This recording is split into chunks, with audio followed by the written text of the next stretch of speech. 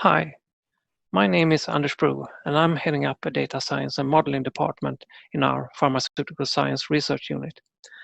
I will share some of my experience within the data science and AI field and exemplify with a few use cases. I believe when a lot of us think about artificial intelligence, we think about super smart robots that in the future might take over the world like we saw in the Terminator movies. Or we might think of self-driving cars. Or some might even see AI as more of an enabler for us to become more efficient and drive innovation.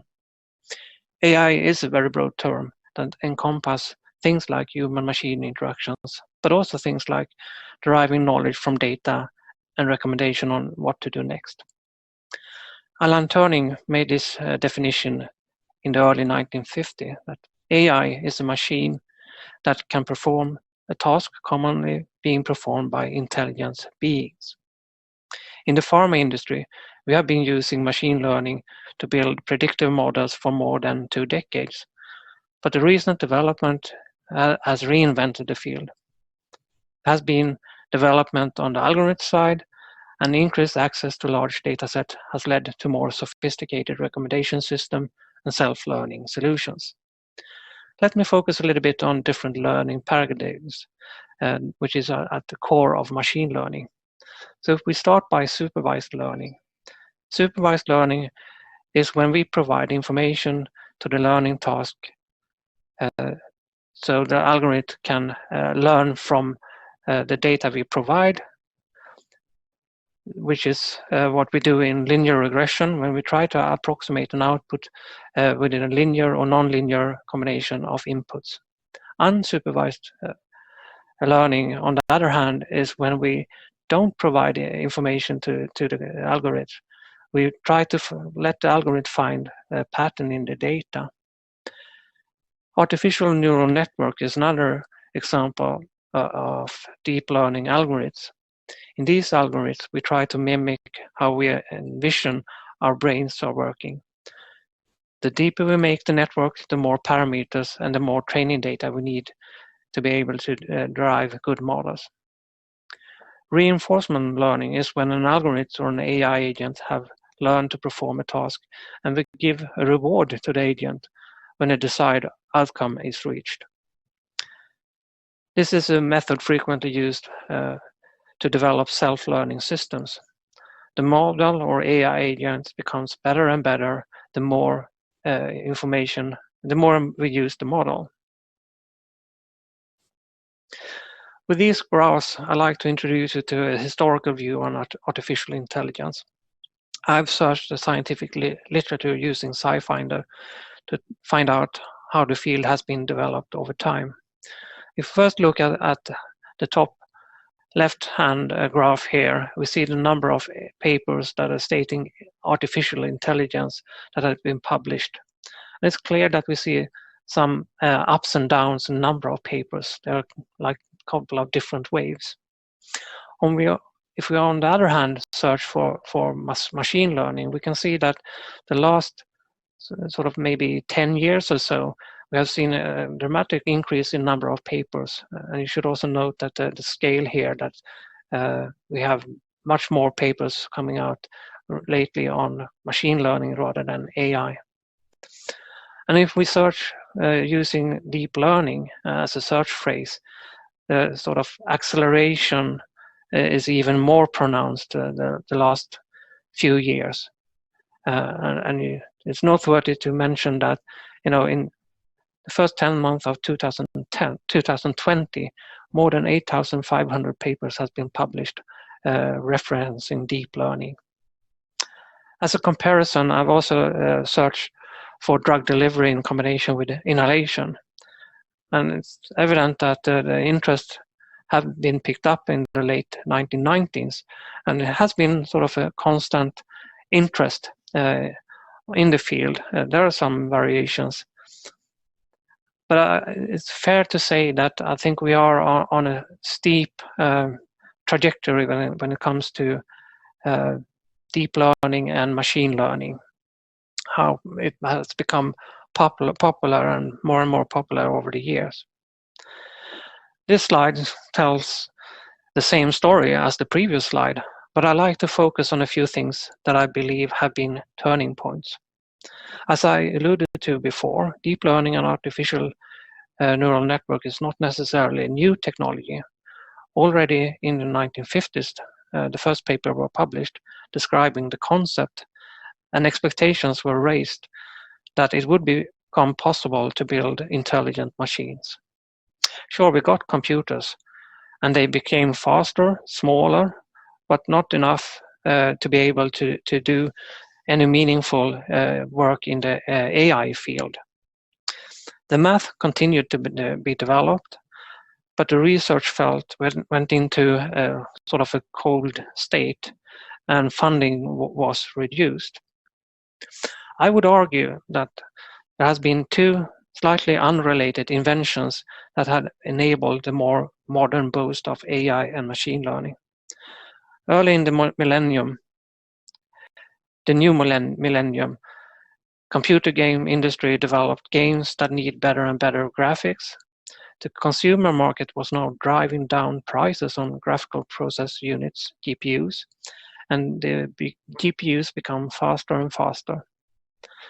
Software developers realized that they now have access to very efficient and cheap compute power.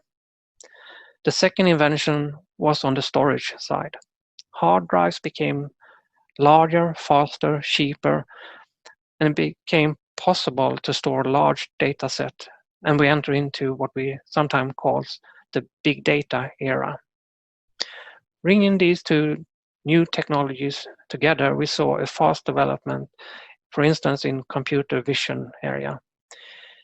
Image recognition algorithms have become better and better on classifying complex images. Human tends to misclassify complex images with an error rate of maybe 5 to 10%. In 2014, Google published a 22-layer deep neural network that could outperform humans.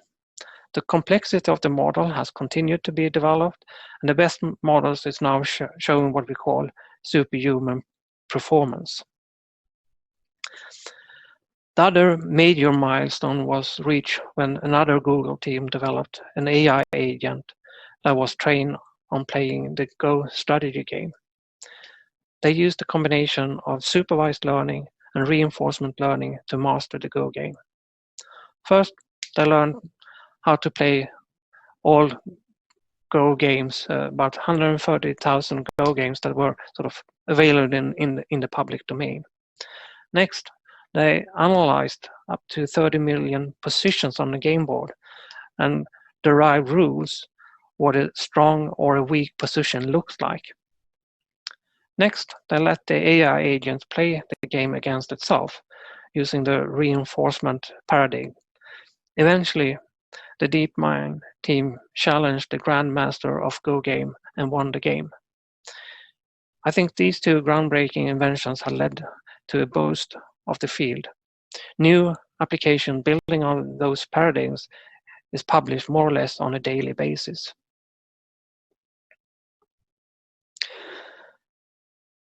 Next, I'd like to give you a few examples on where in the drug discovery and development value chain AI and machine learning is applied. If we start in the target identification phase, we leverage advances in some of the experimental techniques like genomics, proteomics, and metabomics to generate very information-rich data sets and combine that with other clinical information to find new insights. To harvest the knowledge and explore new insights from the information, we connect information in super complex knowledge graphs, and we use advanced search algorithms to utilize sort of the power of the information to create new insights. This technique will help us to generate new hypotheses for drug intervention. In the hit finding to lead optimization phase, we have developed new deep learning algorithms to find new chemical starting points, as well as methods to make the compound and virtually optimize the property of the newly suggested compounds and combine that into a self-learning loop. If we go to the preclinical and clinical phases, we see a lot of examples in the image analysis and pattern recognition area. For example, we see example coming out in pathology, radiology, and cardiology. In the inhalation space, there are less examples of AI and machine learning enabled applications. I've found a few interesting papers where, for instance, a convolutional neural network is used to analyze the breath pattern to diagnose lung disease. And just the other day, I saw in the newspaper they were announced a similar application in a more popular science way. The second paper I found interesting was to utilize smart sensors in inhalers to analyze the performance of the inhalers. I think we see more and more AI-driven applications using information from sensors, both in research and in applied diagnostics. I believe digital health is rapidly growing area, and we will see much more of that in the future. I'm coming from a chemistry manufacturing and control unit, and I will give you a few examples on where we have developed new AI-enabled applications in that field. But before that, I just want to highlight a few blockers to industry applications of AI. We sometimes use this acronym FAIR to describe the challenge. We need to know where our data is, and we need to understand how to access the data.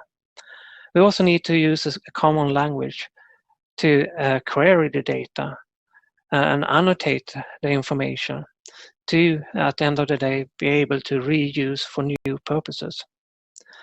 We spend a lot of energy and resources actually to verify our data to build the next generation of AI applications. On top of that, I think it is very important to understand the quality of the data.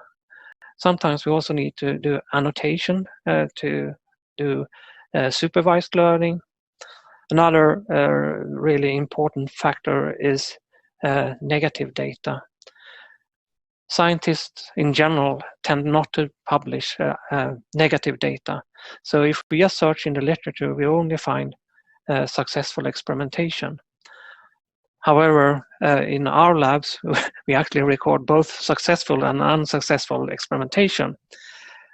So I think we have a more balanced data sets to work on compared to academic partners.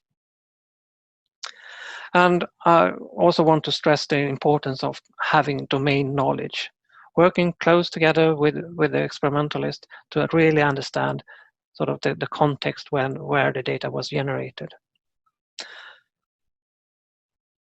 And now I turn into one of our use cases. In this first use case, I will describe how we have used deep learning to accelerate screening of new formulations aimed at intracellular drug delivery. We set out to find the best composition of lipid nanoparticles to be used to formulate modified mRNA for delivery to the lung or other organs. In this example, we have used fluorescence labeling of the nuclei, cytoplasm, and lipids to be able to monitor the effect of the drug delivery system and the cargo.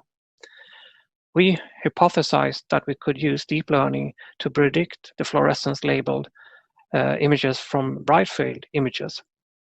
The end goal is to be able to predict the downstream protein production from the imaging, taking just a few minutes or an hour or so after exposure.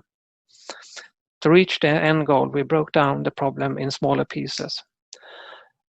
So first, we wanted to develop a model where we go from this low resolution picture in the bright field space to sort of sharpen the picture to mimic what we see in the high magnification image.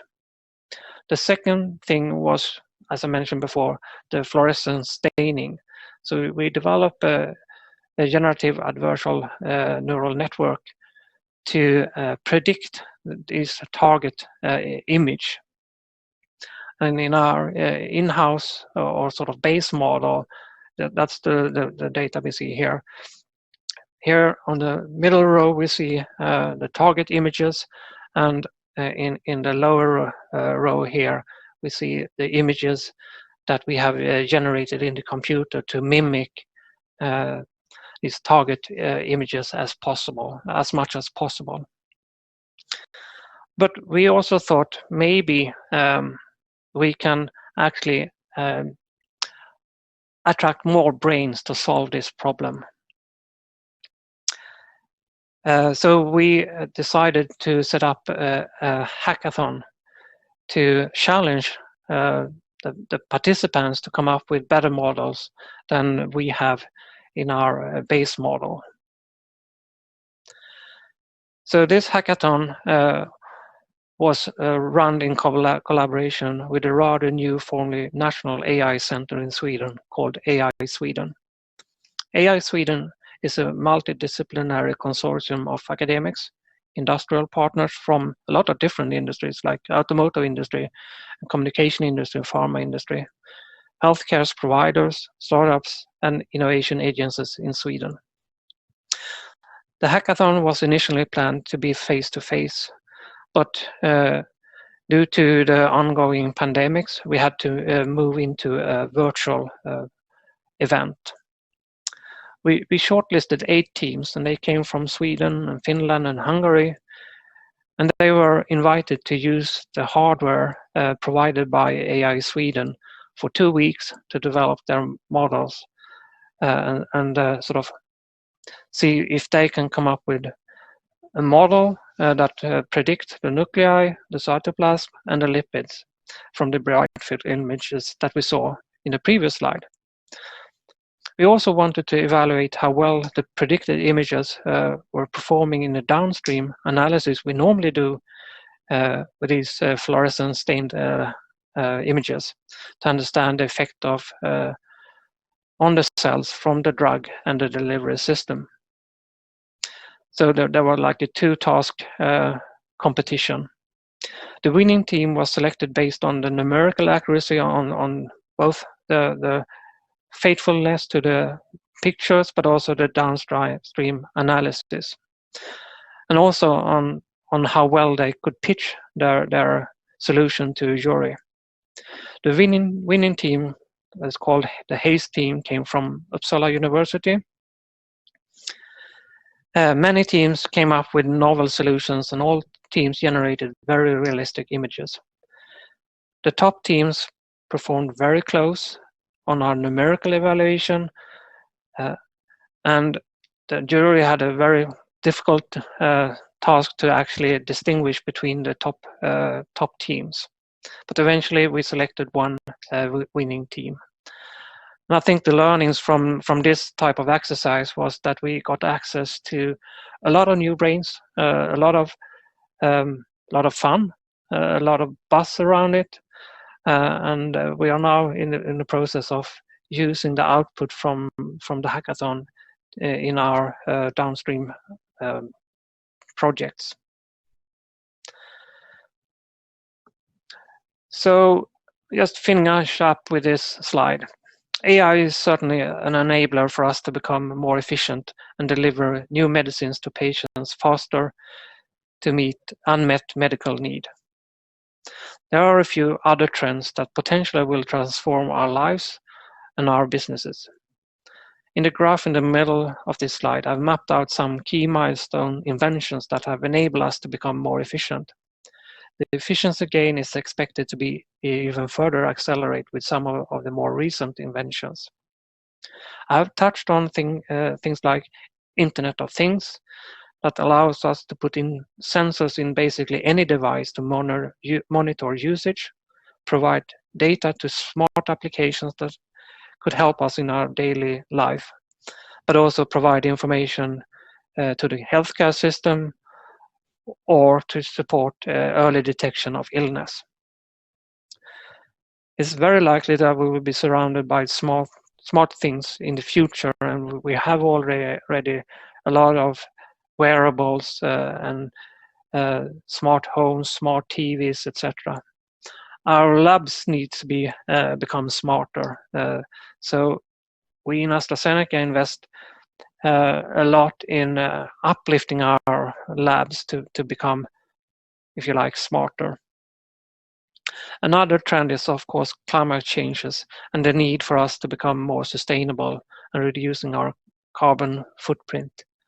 We need to, I think, sort of becoming more efficient in everything we do will deliver on the sustainability, but we also need to come up with smarter ways of or new inventions. At AstraZeneca, we prosecute a very diverse portfolio of new type of active molecules.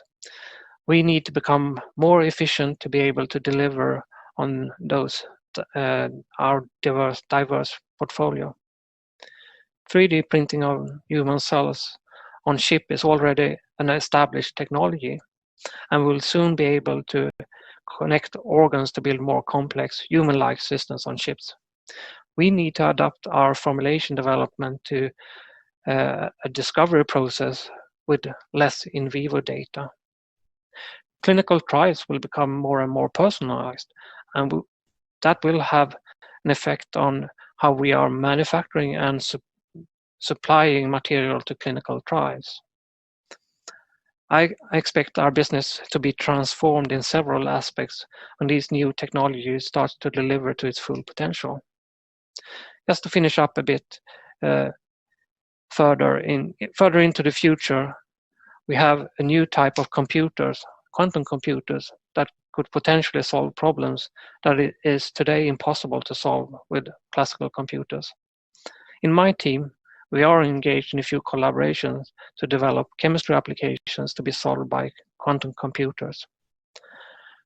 I think we have a very interesting and challenging future in front of us.